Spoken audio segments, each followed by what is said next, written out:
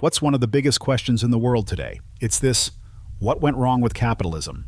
The very system that once changed the world, lifted billions out of poverty, is now facing a massive crisis. And it's not just an economic crisis, it's a crisis of trust, a crisis of inequality, and a signal that the system we once believed in is starting to break down. Ruchir Sharma, one of the world's most respected investors and authors, explores all of this in his latest book, What Went Wrong with Capitalism. In today's video, we're going to break it all down: how capitalism transformed the world, where things went wrong, and whether we should try to save this system or build something entirely new. So, let's get started. The story of capitalism. When we hear the word capitalism, what comes to mind? Rich people? Big business? Stock markets? Maybe America? But at its core, capitalism is simple. It's a system where people can start businesses, earn profits, and compete to innovate and improve life. During the Industrial Revolution, capitalism exploded in Europe and America. Factories were built, railways connected cities, new jobs were created. People moved from villages to cities, and poverty started to decline. In the 19th and 20th centuries, capitalism worked like magic. America, Germany, Japan rose to become global powers. But now, the picture has changed. Where did the crisis begin? Over the past 20-30 years, we've been seeing warning signs. The gap between rich and poor is widening. The economy is growing, but middle-class salaries are stuck. Governments and central banks are stepping in to bail out every crisis. Big companies are getting bigger, while small companies are struggling to survive. And the biggest problem? The magic of growth is fading. Japan hit stagnation in the 1990s. Europe saw a debt crisis. In America, the tech boom created billionaires, but for the average person, not much improved. Sharma argues that the real enemy of capitalism isn't just greed, it's complacency. We started believing that growth would happen automatically, and that every problem could be solved with more money printing. But when you try to fix every issue with easy money, the system starts to weaken. The crisis of trust. Today, people are losing trust in capitalism. A system that was supposed to reward hard work and risk-taking now mostly benefits the elite. As Sharma puts it, capitalism was meant to lift all boats, but today it's lifting yachts and drowning the rest. And that's not just an economic problem, that's a moral crisis. What we'll explore in this series. So in this series, we're going to explore what capitalism originally promised, what went wrong, and why. And most importantly, how we can repair or rethink the system. Because here's the truth, this isn't just about politicians or policymakers. This is about all of us. Call to action. If you think this topic is important, hit that like button, share this video, and drop a comment below. What do you think about the future of capitalism? And make sure to subscribe and hit the bell icon, because in the next episode, we're diving into the rise and fall of free markets. Until then, remember, keep learning, keep growing. The rise and fall of free markets. We saw how capitalism once transformed the world, but now faces a crisis of trust, inequality, and growth. Today, we're diving into one of the core ideas of capitalism: free markets, and understanding how they rose, why they worked, and how they slowly started falling apart. Let's get into it. The idea of free markets. First, let's break it down. What does free market actually mean? A free market is a system where businesses, buyers, and sellers operate with minimal government interference. Prices are set by supply and demand. Competition drives innovation and efficiency. People are free to start businesses, take risks, succeed, or fail. For centuries, this idea was seen as the magic engine behind progress. Why? Because when you let people compete, you get better products, lower prices, and more choices. The golden age of free markets. After World War II, free market capitalism became the dominant system across the West, especially in America. From the 1950s to the 1980s, we saw fast economic growth, rising wages, expanding middle class, booming innovation from cars to computers. People believed that the freer the market, the better society would become. Less regulation meant more entrepreneurship. Lower taxes meant more investment. Global trade meant cheaper goods. Countries like South Korea, Taiwan, and later China opened up their markets and experienced incredible growth. It looked like free markets were unstoppable. But here's where the story takes a turn. The cracks begin to show. By the 1990s and 2000s, things started to shift. Globalization reached a peak. Companies moved factories overseas to cut costs. Financial markets exploded, with trillions flowing across borders at lightning speed. But while big corporations and investors benefited, ordinary workers were left behind. Manufacturing jobs disappeared. Small businesses struggled to compete. Inequality grew sharply. At the same time, governments started stepping in not less, but more. Whenever markets crashed, the 1997 Asian financial crisis, the 2008 global financial crisis, the COVID-19 crash, governments rushed to rescue banks, companies, and investors.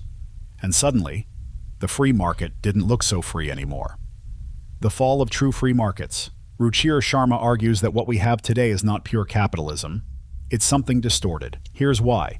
Big companies dominate industries, crushing small competitors. Governments and central banks flood markets with cheap money, keeping weak companies alive. Risk and failure, which are essential to capitalism, are now avoided at all costs. In short, we've created an economy where profits are private, but losses are socialized. The rich take the gains, and the public pays when things go wrong. That's not free market capitalism, that's a broken system. Real-life examples. Let's look at some real-world examples, Sharma points out. Japan, after the 1990s asset bubble burst. Japan bailed out banks and companies but never fully reformed its system. Result? 3 decades of stagnation. Europe. Heavy government involvement has slowed down innovation, especially in Southern Europe. United States. Big tech companies now control huge parts of the economy while startups struggle to survive. At the same time, the Federal Reserve prints trillions to keep markets afloat. All of this raises a big question. Are we really living in free market economies? Or are we living in government-supported, monopoly-driven systems? Why this matters. Free markets only work when there's real competition. Without competition, you get higher prices, less innovation, more inequality, slower economic growth. Sharma's point is clear. If we want capitalism to survive, we have to bring back the true spirit of free markets where competition thrives. Failure is allowed, and the system is not rigged in favor of the powerful. Call to action. If this episode helped you understand the rise and fall of free markets, hit that like button, share this video, and tell me in the comments, do you think our economy is truly free today? And don't forget to subscribe and press the bell icon, because in the next video, we'll dive into the age of corporate giants and how big companies took over the world. Until next time, keep learning, keep growing. The age of corporate giants. We saw how competition and innovation once drove the world forward, but today those forces are being crushed. Why? Because we've entered the age of corporate giants. In this video, we're going to explore how big companies became so powerful, why they're choking capitalism, and what this means for all of us. Let's dive in. How big business took over. Let's start with a simple truth. Capitalism was built on competition.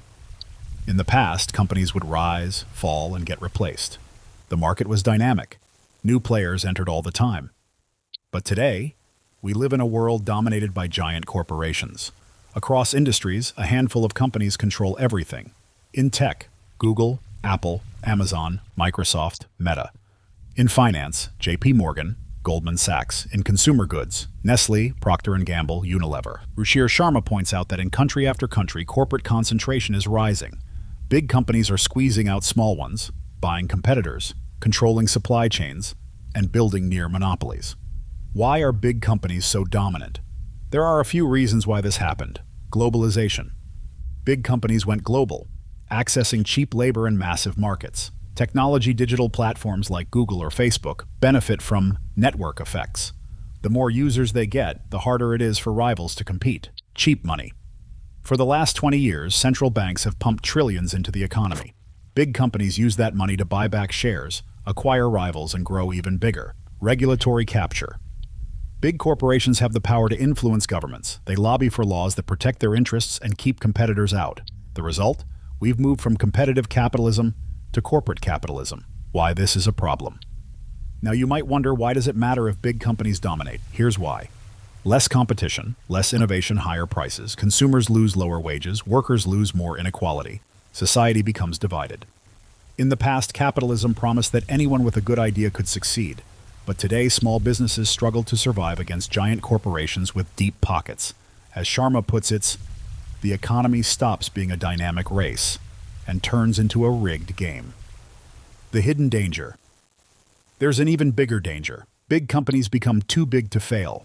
When crises hit like the 2008 financial crash or the COVID-19 pandemic, governments rush in to save the largest players. This creates what economists call moral hazard. If you know you'll be rescued when things go wrong, you take bigger and bigger risks. In a healthy capitalist system, failure is part of the game. But in today's system, the giants are protected while everyone else is left to struggle. That's not capitalism, that's cronyism. Real-world examples. Let's look at some examples. Tech giants dominate digital advertising, e-commerce, and cloud computing. They face little meaningful competition. Airlines in many countries have consolidated into a few mega carriers, reducing consumer choice.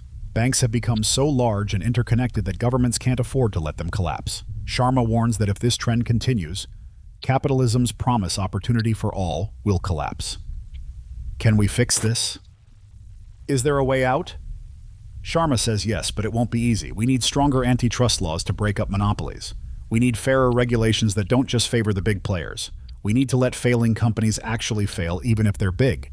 Most importantly, we need to bring back real competition because that's the lifeblood of capitalism. Call to action. If you found this episode eye-opening, give it a thumbs up, share it, and tell me in the comments, do you think big companies have too much power? And don't forget to subscribe and hit the bell icon, because in the next video we're going to unpack the addiction to easy money and why governments keep flooding the system with cash. Until then, keep learning, keep growing. The addiction to easy money. We talked about the age of corporate giants, how big companies took over the economy, crushed competition, and distorted capitalism. But today we dive into something even deeper. A force that has been quietly shaping the entire global economy. Easy money. We'll explore what easy money really means, how governments got addicted to it, and why this addiction is now one of the biggest threats to capitalism. Let's get into it. What is easy money? First, let's break it down simply. Easy money means cheap, abundant money when central banks lower interest rates or print new money to boost the economy. The idea is lower rates, more borrowing, more investment, spending, and jobs. More growth. A stronger economy sounds good, right? And for decades, governments and central banks have used this playbook, especially during crises. How it started. Easy money became mainstream after the 2008 global financial crisis. Banks were collapsing, businesses were failing, people were losing homes. To stop the panic, central banks like the U.S. Federal Reserve slashed interest rates to near zero and pumped trillions of dollars into the system. It worked. At first, markets calmed down, banks survived, the economy stabilized. But here's the key problem Sharma points out. What was meant to be a short-term emergency measure became a long-term habit. The addiction begins. Once governments and markets got a taste of easy money, they didn't want to give it up. Anytime growth slowed or the stock market stumbled, central banks jumped in with lower interest rates, massive bailouts, money printing, also called quantitative easing. It's like giving sugar to a tired kid. They get an instant energy boost. But the long-term damage adds up. Sharma calls this a dangerous addiction. Companies took on more debt. Stock prices soared beyond reality. Inequality widened as asset owners, the rich, got richer. Meanwhile, real economic reforms were ignored. Why is this a problem? You might wonder, if easy money boosts the economy, why not keep doing it? Here's why it's dangerous. Zombie companies. Weak companies that should fail stay alive because borrowing is cheap. This drags down productivity. Asset bubbles, housing, stocks, and crypto boom beyond their real value, then crash painfully. Worsening inequality. The rich own most financial assets, so they benefit the most from rising markets. Moral hazard investors take reckless risks, assuming the government will always bail them out. In short, easy money distorts capitalism by removing the most important ingredient, risk. Real-world examples. Let's look at some examples. Japan, after its 1990s bubble burst, Japan kept rates near zero and bailed out banks. Result? 3 decades of stagnation. United States. After 2008, the Federal Reserve pumped trillions into markets. Stock prices soared, but middle-class wages barely grew. Europe. The European Central Bank kept rates negative, but Southern Europe still struggles with weak growth and high debt. Sharma's point is clear. The more we rely on easy money, the more we weaken the foundation of capitalism. The COVID-19 impact. During the COVID-19 pandemic, governments took easy money to a whole new level. They didn't just lower rates, they printed money, sent cash directly to citizens, and bailed out entire industries. Again, it worked in the short term. We avoided a massive depression. But today we're left with record government debt, rising inflation, financial markets hooked on constant stimulus. The addiction has gone global. Is there a way out? So can we fix this? Sharma suggests, gradually end emergency policies. We can't stop overnight, but we need a clear exit plan. Let weak companies fail. This frees up resources for more productive businesses. Focus on real reform instead of just pumping money. Governments should invest in education, infrastructure, and innovation. In simple words, we need to break the addiction and rebuild a healthier economy. Call to action. If this video helped you understand the danger of easy money, hit that like button, share it, and comment below. Do you think governments should stop printing money, or is it too late? And don't forget to subscribe and tap the bell icon, because in the next episode we'll uncover the crisis of democracy and how capitalism's problems are shaking the foundations of political systems. Until then, keep learning, keep growing. The crisis of democracy. We unpacked how easy money became an addiction, governments printing cash, markets hooked on stimulus, and the real economy getting weaker. But now we come to an even bigger problem, the crisis of democracy. In this video, we're going to explore how capitalism's failures are shaking democracies, why people are losing trust in their leaders, and what this could mean for the future of both capitalism and democracy.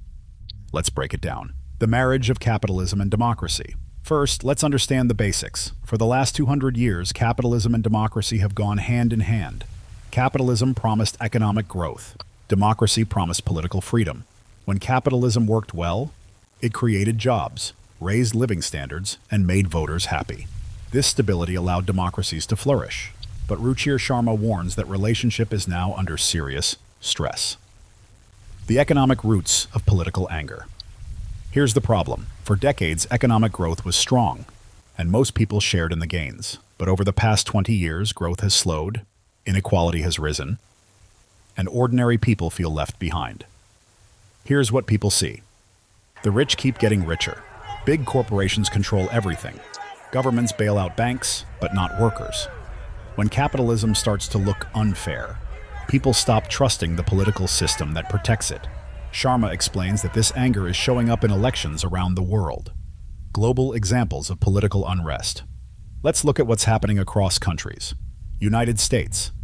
The rise of populist leaders like Donald Trump reflects deep anger at elites, globalization, and inequality. United Kingdom Brexit was partly a protest by people who felt ignored by politicians and hurt by free market policies. France. The Yellow Vest protests exploded over fuel prices but were really about economic frustration. India, Brazil, Turkey, populist leaders are rising, promising to stand up for the people against the elites. This is not just about right-wing or left-wing politics. It's about ordinary people feeling that the system, both economic and political, is rigged against them. Why democracy is struggling. Here's where it gets even more dangerous. As people lose trust, democracy itself comes under threat. Polarization societies split into angry camps that can't talk to each other. Populism leaders rise by offering simple solutions to complex problems.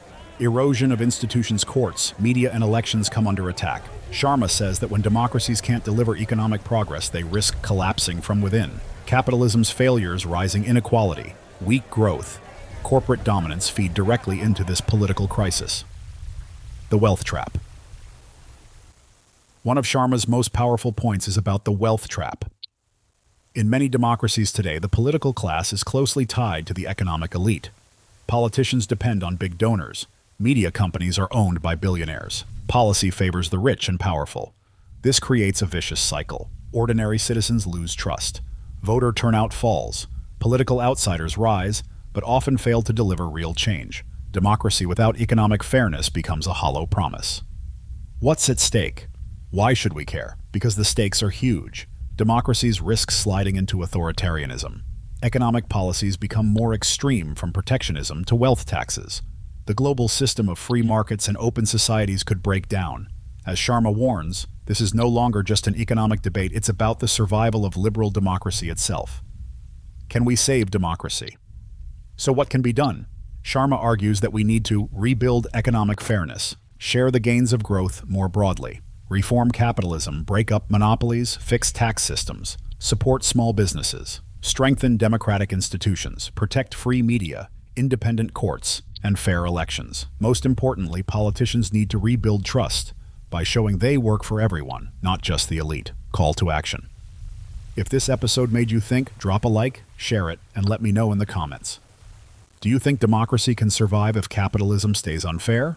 And of course, subscribe and hit that bell icon, because in the next episode we'll unpack the resilience of capitalism and why, despite all its problems, capitalism keeps bouncing back. Until then, keep learning, keep growing. The resilience of capitalism. We talked about the crisis of democracy, how rising inequality and political anger are shaking democracies across the world. But here's the surprising twist. Despite all its flaws, capitalism keeps bouncing back. Why? In this episode, we'll explore why capitalism is so resilient, how it has survived past crises, and what gives it the power to reinvent itself again and again. Let's dive in. Capitalism's superpower, adaptability.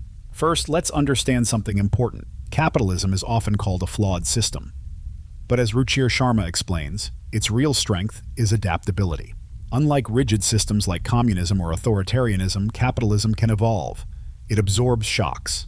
It learns from mistakes. It reinvents itself for new eras. That's why even after major crises like the Great Depression, the 2008 crash, or COVID-19, capitalism doesn't collapse.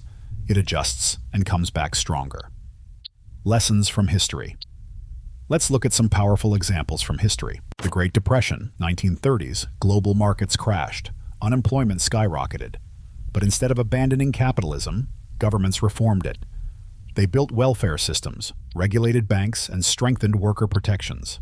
The 1970s oil crisis, inflation soared, economies stalled. The response? Shift toward free market reforms, deregulation, tax cuts, globalization. The 2008 financial crisis, banks collapsed. Housing markets crashed. Governments bailed out banks, reformed regulations, and shifted towards tech-driven growth.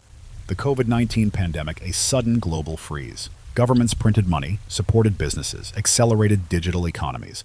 Each time, capitalism bent but didn't break. The power of innovation. One reason capitalism survives is because it unleashes innovation. When old industries fail, new ones rise.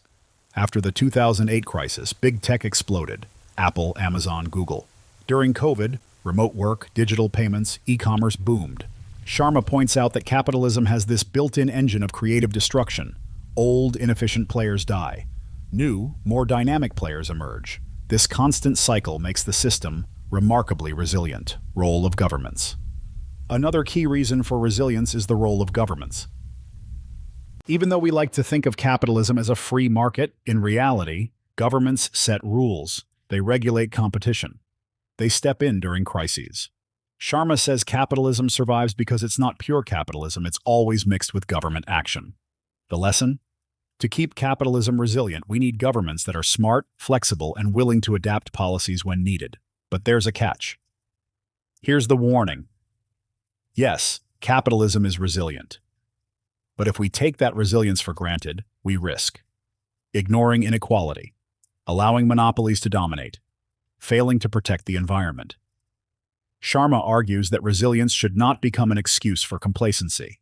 We can't just assume capitalism will fix itself forever. It needs active management, reform, and oversight. Why capitalism keeps coming back.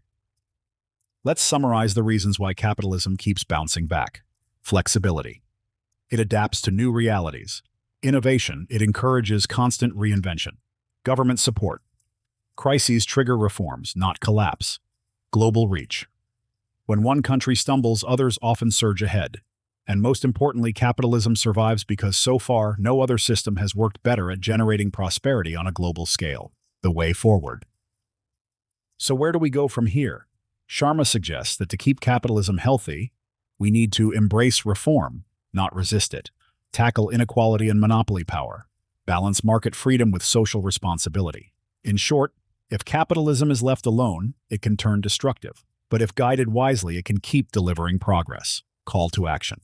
If this episode helped you understand why capitalism keeps bouncing back, hit the like button, share it, and tell me in the comments, do you think capitalism's resilience is a strength or a weakness?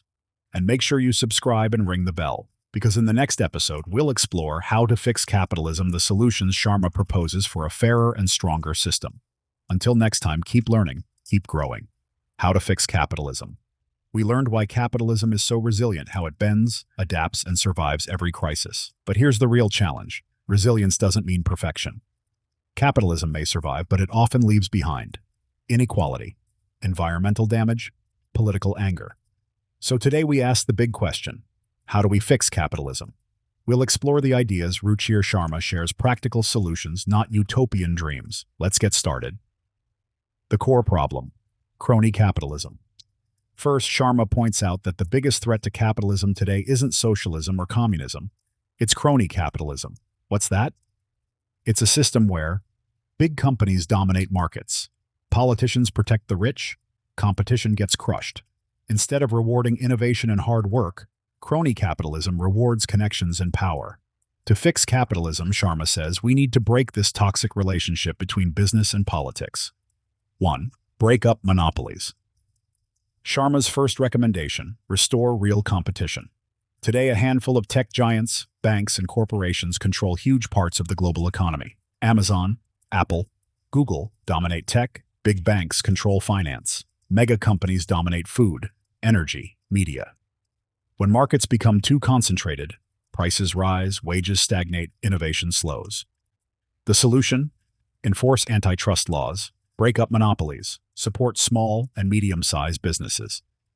This isn't anti-business, it's pro-market. Tier 2. Make capitalism fairer. Next, Sharma says we need to address inequality.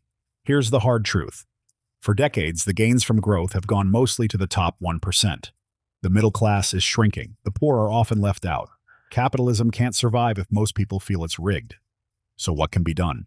Make taxes fairer, close loopholes for the super-rich, improve access to quality education and healthcare. Invest in workers, not just shareholders. When people feel they have a fair shot, trust in the system grows. 3. Protect the environment. Another huge challenge: climate change. Capitalism has created incredible wealth, but at a huge environmental cost. Sharma argues that we can't separate economic reform from environmental reform. Price carbon emissions, invest in clean energy, support green innovation markets can help fight climate change, but only if we set the right rules and incentives. 4. Limit government overreach. Interestingly, Sharma also warns against going too far in the other direction. While we need government to enforce rules, support fairness, protect the planet, we also need to avoid excessive regulation, endless bailouts, government picking winners and losers. Too much state control can choke the dynamism that makes capitalism work. The balance? Strong, smart governments that set the rules but let markets do the heavy lifting. 5. Rebuild trust. Finally, the most important ingredient: rebuilding public trust. People are angry not just because they're struggling, but because they feel the system is corrupt. To restore trust, make governments transparent and accountable. Strengthen democratic institutions. Ensure leaders serve the people, not just elites. Sharma reminds us, fixing capitalism isn't just about numbers and policies, it's about restoring faith that the system can work for everyone. Why this matters. Let's be real. If we don't fix capitalism, inequality will keep rising, democracies will keep weakening, environmental crises will get worse. But if we take action, we can build a system that's fairer, more sustainable, and more inclusive. Sharma's message is clear. Capitalism can survive, but it must evolve.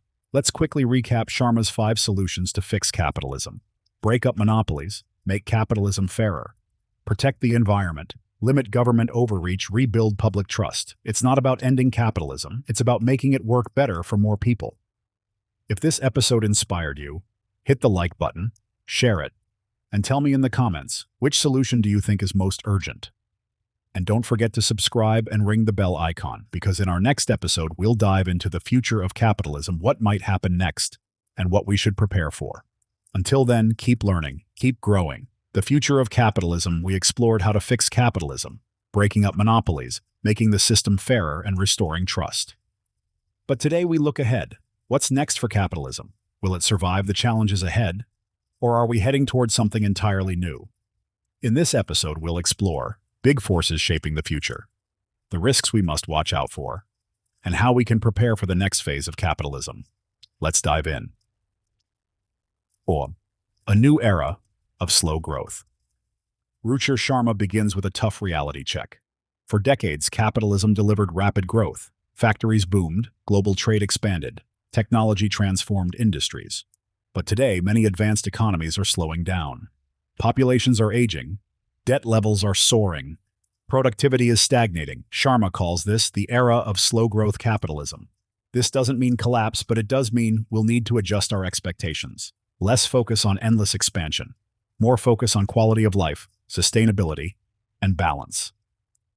2. Globalization in reverse. For years, globalization was capitalism's fuel. Goods, money, people flowed freely across borders. Companies chased cheap labor and resources worldwide. But today we're seeing deglobalization. Trade wars, protectionism, and nationalism are rising. Countries are pulling back, focusing on domestic industries. This shift will change how capitalism works. Supply chains will shorten. Local economies will become more important. National governments will play a bigger role. The future? More resilience, less hyper-efficiency.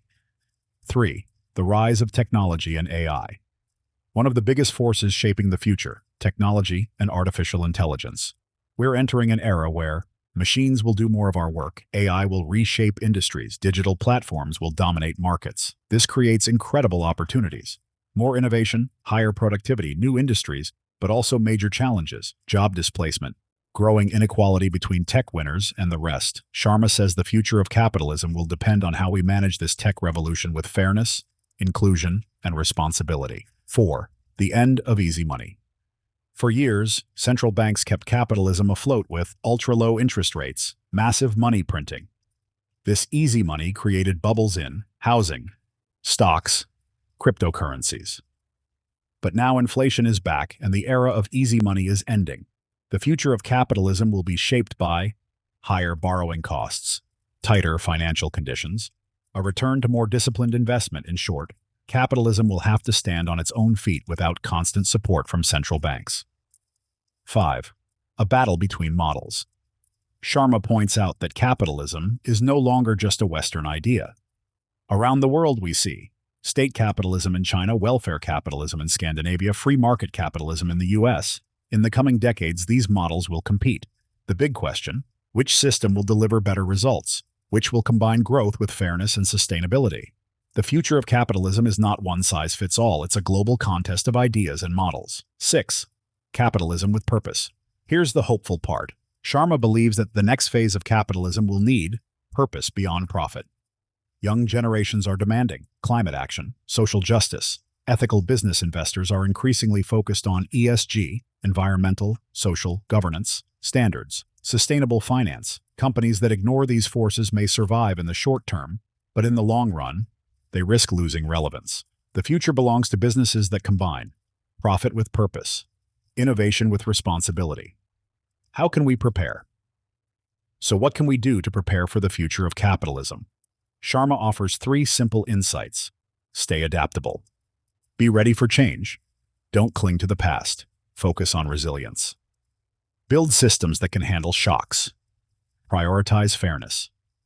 A system that leaves too many behind will eventually face a backlash.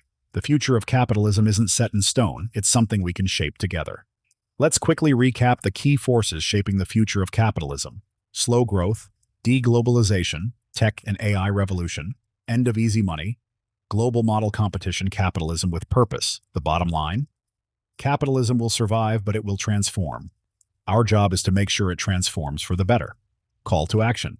If this episode gave you a clearer picture of where capitalism is headed, hit the like button, share it, and tell me in the comments.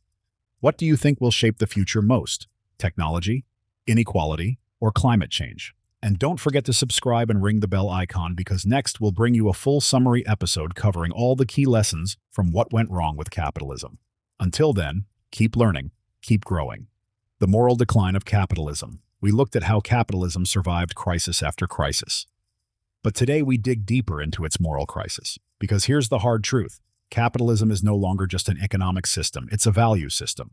And as Ruchir Sharma points out, somewhere along the way, capitalism has lost its moral compass. Let's break this down. 1. The shift from purpose to profit. Once upon a time, capitalism was about more than just making money.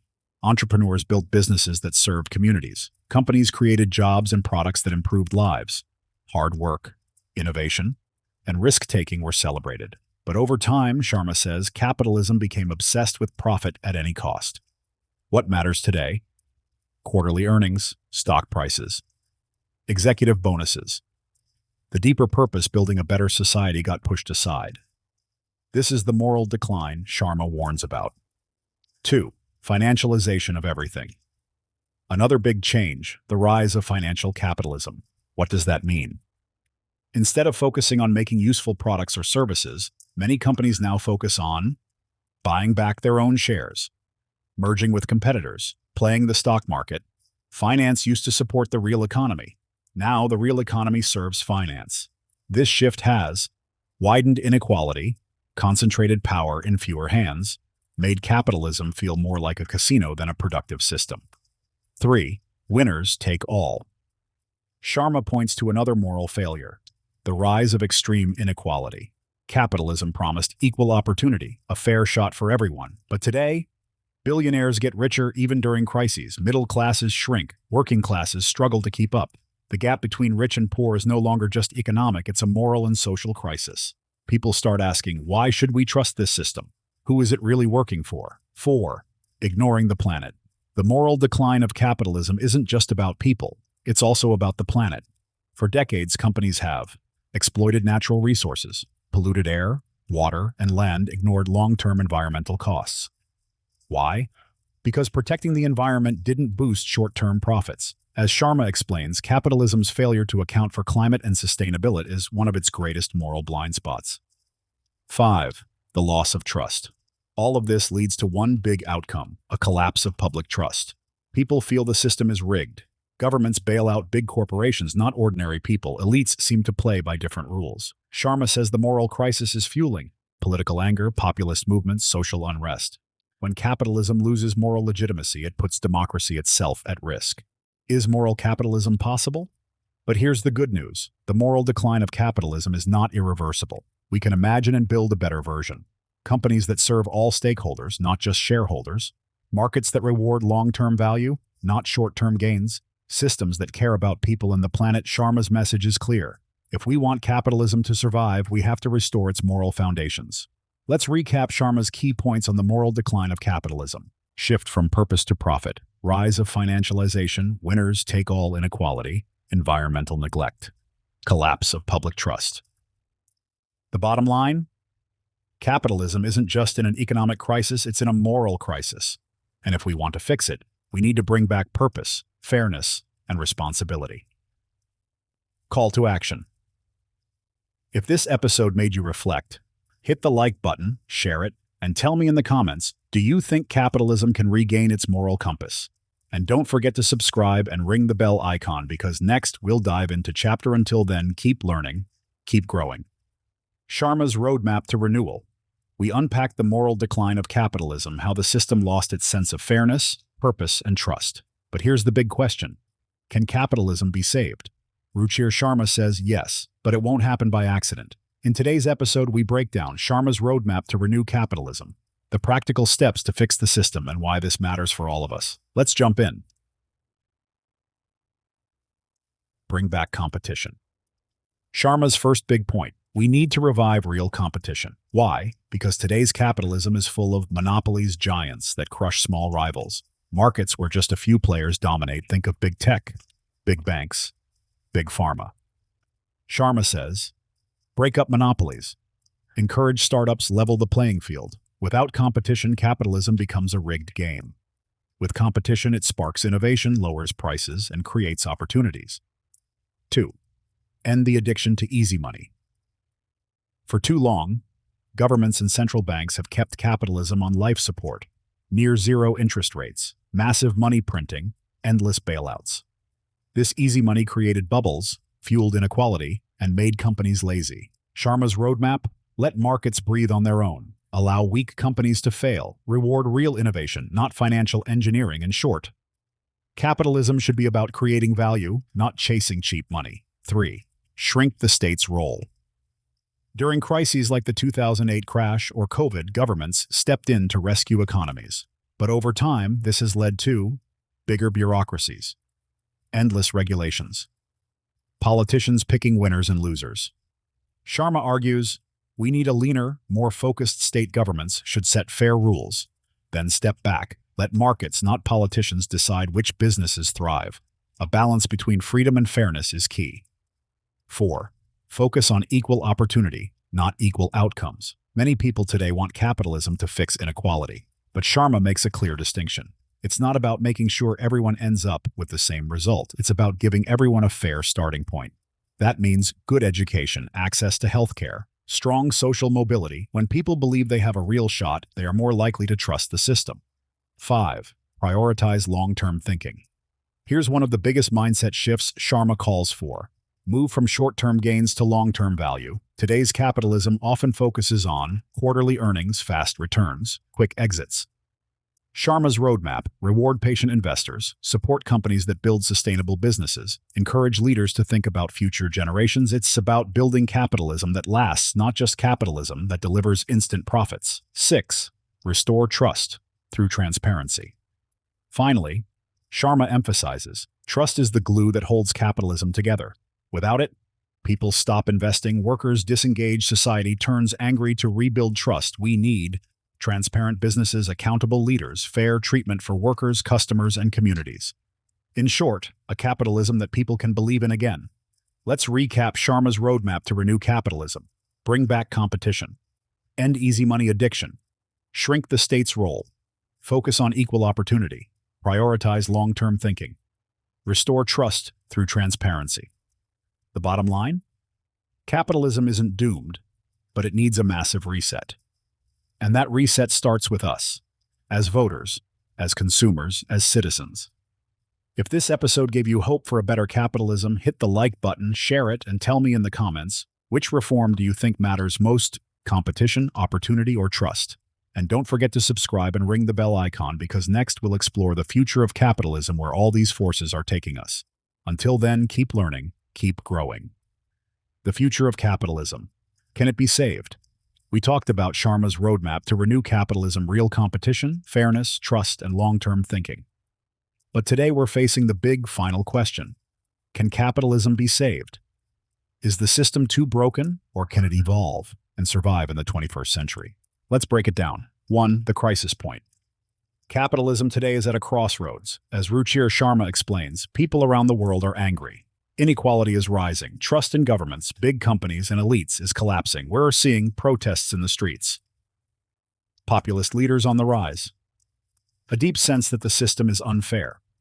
For many, capitalism has become a dirty word. But here's the key insight from Sharma. The crisis of capitalism is also its opportunity. 2. Capitalism's superpower. Adaptability. Why has capitalism survived for centuries? Because it adapts. After the Great Depression, we got the welfare state.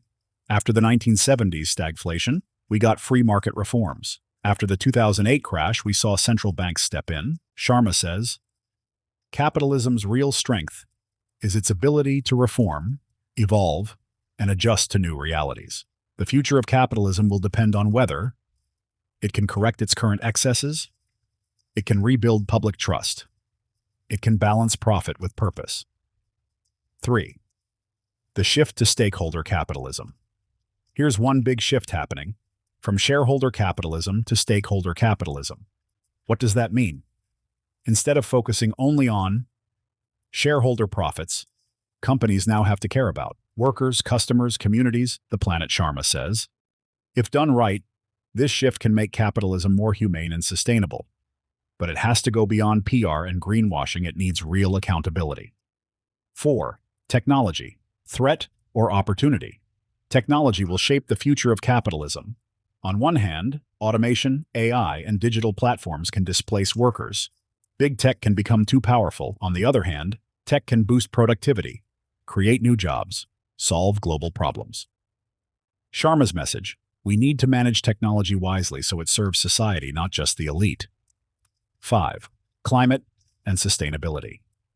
No future of capitalism discussion is complete without talking about the climate crisis. For decades, capitalism ignored environmental costs. Now that's changing. Green investing is booming. Clean technologies are advancing. Consumers are demanding sustainable choices. Sharma believes capitalism can play a key role in fighting climate change if markets reward sustainability, not just short-term profits. 6. The role of democracy. Finally, Sharma reminds us, capitalism and democracy rise and fall together.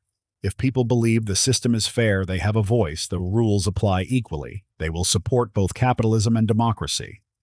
But if capitalism keeps enriching the few at the expense of the many, populism will rise, trust in democracy will erode. So the future of capitalism is also the future of democracy. Let's recap Sharma's vision for the future of capitalism. Adapt and reform, embrace stakeholder capitalism, manage technology wisely, prioritize sustainability, protect democracy. The bottom line? Capitalism can be saved, but it must change, and that change will require bold leaders, informed citizens, smart policies. If this episode made you reflect, hit the like button, share it, and tell me in the comments, do you believe capitalism can save itself, or do we need a new system? And if you want the complete book summary episode, drop a yes in the comments. Subscribe and ring the bell icon, because next we'll wrap up with the ultimate summary of Ruchir Sharma's What Went Wrong with Capitalism, everything you need to know in one episode. Until then, keep learning, keep growing. Final reflections and call to action. We've come a long way on this journey through Ruchir Sharma's What Went Wrong with Capitalism. We've explored how capitalism lost its way, how inequality, easy money, and monopolies damage trust, how the system can be renewed, but today we reach the final most important chapter. What can we do next? Let's dive in. Facing the moment of reckoning. Capitalism is at a historic turning point. As Sharma writes, it has delivered incredible growth and innovation. It has lifted billions out of poverty, but it has also created deep divisions and disillusionment. We are now facing a moment of reckoning. The system will either reform itself or risk collapse under the weight of inequality, climate crisis, and political unrest. This isn't just an economic challenge. It's a moral and societal challenge. 2. Reform starts with responsibility. Sharma's message is clear. Change will not come from politicians alone. It has to come from business leaders, investors, citizens like you and me. We need CEOs who think beyond short-term profits, governments that balance freedom with fairness, consumers and voters who demand accountability. It's easy to blame the system, but systems are made of people, and people have the power to change them. 3. Rebuilding trust, one step at a time. Trust is the foundation of capitalism. Without trust, markets break down, people withdraw, democracies falter. Sharma urges us to rebuild trust through transparency in business, fair rules for competition, equal opportunity for all. This is not just about money. It's about fairness, dignity, and respect. A capitalism that works for everyone is the only capitalism worth defending. 4. The role of the younger generation. One of the most powerful parts of Sharma's call to action. He places hope in the next generation. Young people today are more aware of inequality, more passionate about climate change, more willing to challenge the status quo. If you're watching this and you're young, your voice matters. Your choices as a consumer, voter, and leader can shape the future. This is your capitalism to rebuild. 5. Small actions, big impact.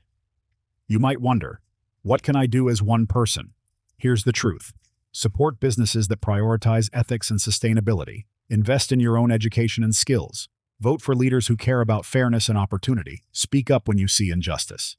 As Sharma reminds us, big changes begin with small, determined steps. Final message. Let's recap Sharma's final reflections. Capitalism is at a tipping point. Change begins with responsibility. Rebuilding trust is non-negotiable. The next generation holds the key. Small actions lead to big change. The bottom line? Capitalism can be saved, but it will take all of us to make it fairer, more resilient, and more human. If this series inspired you, hit the like button, share this video, and tell me in the comments, what change will you personally commit to? And here's the exciting news. In the next episode, I'll bring you the ultimate full summary of the entire book, all chapters, all insights in one powerful episode. So subscribe, ring the bell, and remember, keep learning, keep growing. Together, we can help build a better world.